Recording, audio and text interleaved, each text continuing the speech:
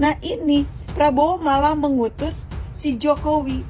Buat gue konyol banget ya. Gitu seharusnya sebagai bentuk penghargaan penghormatan terakhir kepada almarhum Paus Fransiskus, Prabowo ini mengutus si Gibran atau pejabat yang lain jika si Gibran gak bisa. Tapi gue jadi bertanya-tanya juga, kenapa si Gibran gak diutus? Nih gue punya analisis ya, menurut gue secara pribadi. Yang pertama, kenapa Prabowo tidak mengutus Gibran sebagai wakilnya? Karena mungkin sebenarnya Prabowo menyadari bahwa Gibran itu tidak memiliki kapasitas dan kapabilitas. Daripada bikin malu di Vatikan, makanya Prabowo tidak mengutus Gibran. Yang kedua, kenapa Prabowo malah mengutus Jokowi? Mungkin karena Jokowi kan harusnya pada tanggal 24 kemarin itu menghadiri sidang pengadilan dugaan ijazah palsu. Nah, biar si Jokowi bisa ngeles kayak bajai, maka Prabowo mengutusnya lah ke Vatikan.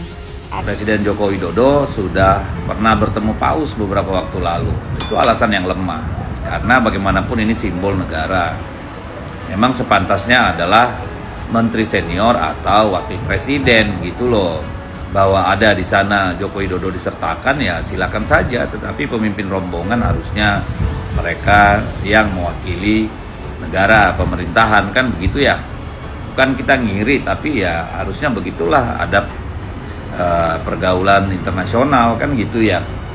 Tapi ya sudah, mau apa lagi, emang beliau mungkin butuh jalan-jalan juga, begitu sumpeknya di Indonesia ini karena isu matahari kembar dan apa itu ijazah palsu katanya. Jadi ya terima aja lah, emang ini zaman lagi aneh-aneh gitu ya. Presiden Prabowo Subianto menunjuk Jokowi sebagai utusan pemerintah yang hadir ke pemakaman Paus Fransiskus di Vatikan.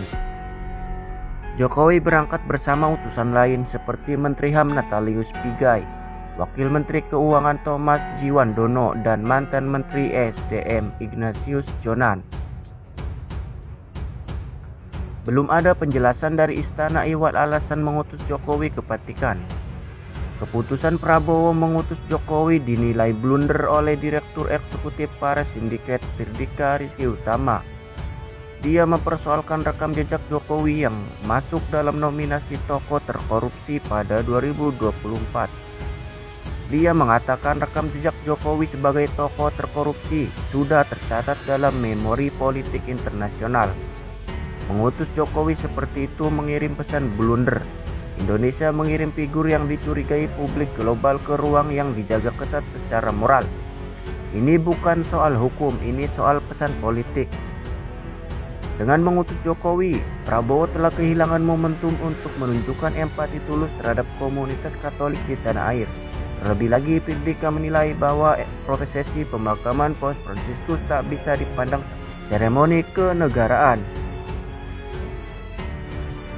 Dengan memilih mengutus Jokowi, figur yang dipertanyakan integritas moral dan etiknya di ruang publik, Prabowo seolah mengabaikan suasana kebatinan umat Katolik sendiri.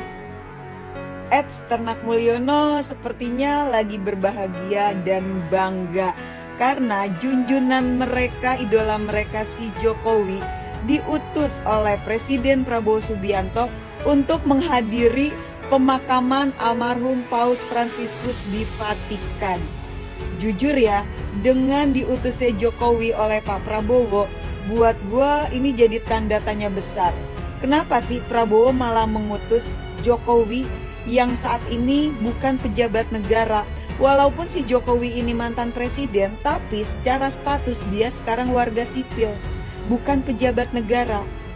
Sementara negara-negara lain ketika presiden atau pimpinan negaranya tidak bisa datang atau berhalangan hadir, itu diwakilkan oleh wakil presidennya. Jika wakilnya tidak bisa, barulah diwakilkan oleh para pejabat negaranya. Nah ini Prabowo malah mengutus si Jokowi. Buat gue konyol banget ya. Gitu seharusnya sebagai bentuk penghargaan penghormatan terakhir kepada almarhum Paus Fransiskus, Prabowo ini mengutus si Gibran atau pejabat yang lain jika si Gibran gak bisa. Tapi gue jadi bertanya-tanya juga, kenapa si Gibran gak diutus? Nih gue punya analisis ya, menurut gue secara pribadi. Yang pertama, kenapa Prabowo tidak mengutus Gibran sebagai wakilnya? Karena mungkin sebenarnya Prabowo menyadari bahwa Gibran itu tidak memiliki kapasitas dan kapabilitas. Daripada bikin malu di Vatikan, makanya Prabowo tidak mengutus Gibran. Yang kedua, kenapa Prabowo malah mengutus Jokowi? Mungkin karena Jokowi kan harusnya pada tanggal 24 kemarin itu menghadiri sidang pengadilan dugaan ijazah palsu. Nah, biar si Jokowi bisa ngeles kayak bajai, maka Prabowo mengutusnya lah ke Vatikan. Atau analisis gue yang ketiga, dengan mengutus Jokowi mungkin untuk menarik simpatik pencitraannya Pak Prabowo kepada para ternak Mulyono. Ya lumayan lah buat bekal Prabowo di 2029 nanti. Banyak yang mempertanyakan kenapa Presiden Prabowo justru mengutus Joko Widodo untuk mewakili negara dalam upacara pemakaman Paus Fransiskus di Roma beberapa hari yang lalu. Memang pantas kita pertanyakan, meskipun alasannya adalah karena Presiden Joko Widodo sudah pernah bertemu Paus beberapa waktu lalu. Itu alasan yang lemah. Karena bagaimanapun ini simbol negara. Memang sepantasnya adalah menteri senior atau wakil presiden gitu loh. Bahwa ada di sana Joko Widodo disertakan ya silakan saja. Tetapi pemimpin rombongan harusnya mereka yang mewakili negara, pemerintahan, kan begitu ya. Bukan kita ngiri, tapi ya harusnya begitulah adab pergaulan internasional kan gitu ya.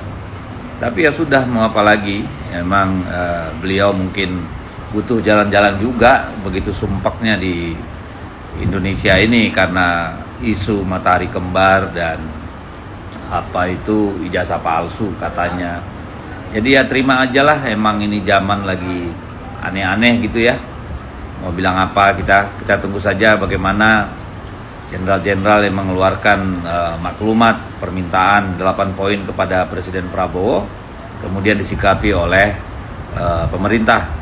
Gitu dulu, gua mah mau ngomong apa silakan saja apapun yang terjadi. Merdeka. Pemerintah Indonesia yang mengutus 4 orang hadir ke Vatikan dalam rangka mengikuti proses pemakaman pemimpin tertinggi umat Katolik dunia, Paus Fransiskus, yang beberapa waktu yang lalu meninggal dan konon katanya akan dimakamkan pada Sabtu 26 April.